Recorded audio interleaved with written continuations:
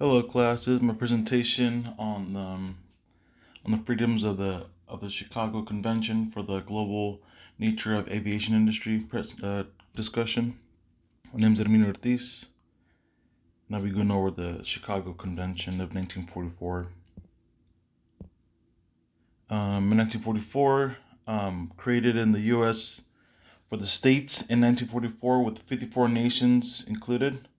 It focused on setting rules for the airspace disagreements that have been going on, just setting boundaries and rules amongst the states and international flights. Now that the aviation has been growing at this time, it's for flying over, landing, and a bigger thing is a mail delivery.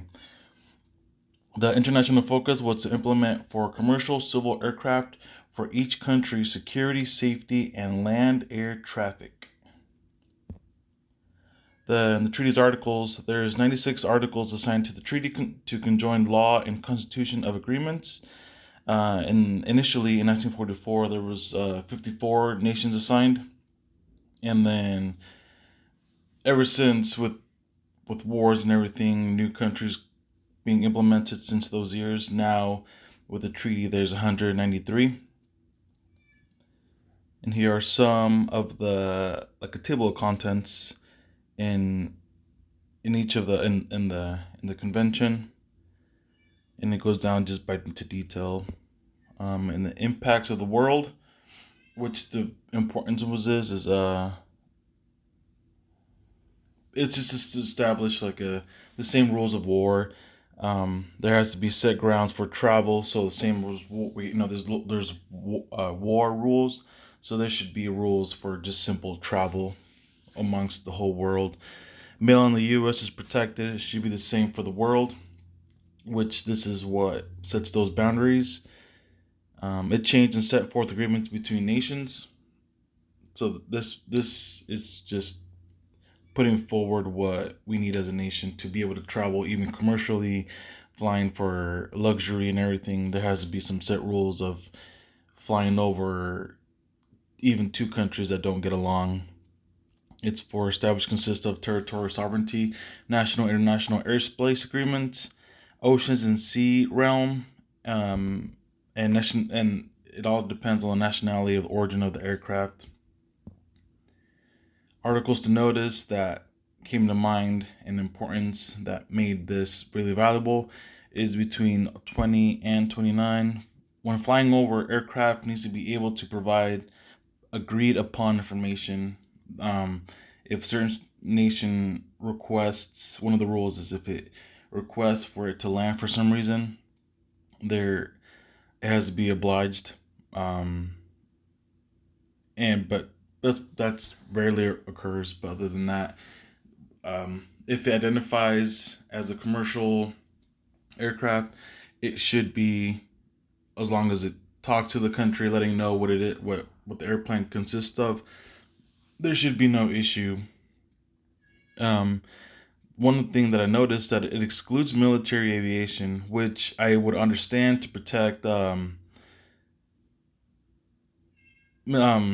national and international military assets do not require to comply, in the sense of there should be no need for military aviation to fly over a certain country unless it was coordinated, or if it's for an event.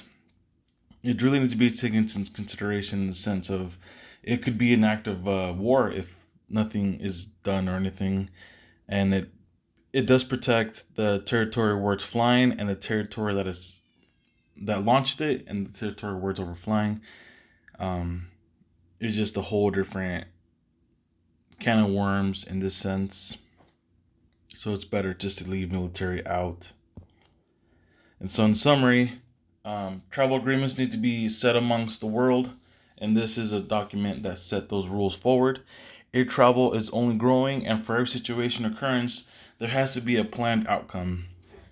There's I'm pretty sure nothing has been fully covered, but documents like this and conventions are what set forward rules. Even though there's no world peace, at least there's set rules for certain specific things, such as travel. Scheduled or unscheduled aircraft both have to have permission. Unmanned could not fly unless access is requested and granted.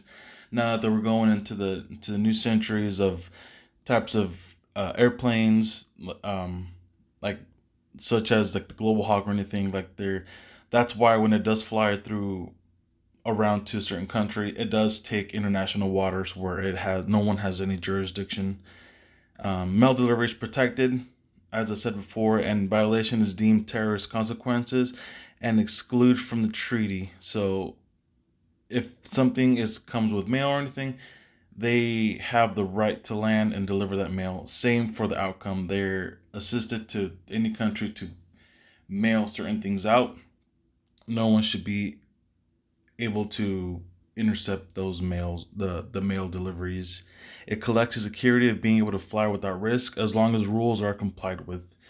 There hasn't been any major consequence because of this. Area 1 worries about other matters and they want to make sure commercial is free to fly, mails being able to be delivered, and yeah, military has to stay away from this treaty. Thank you.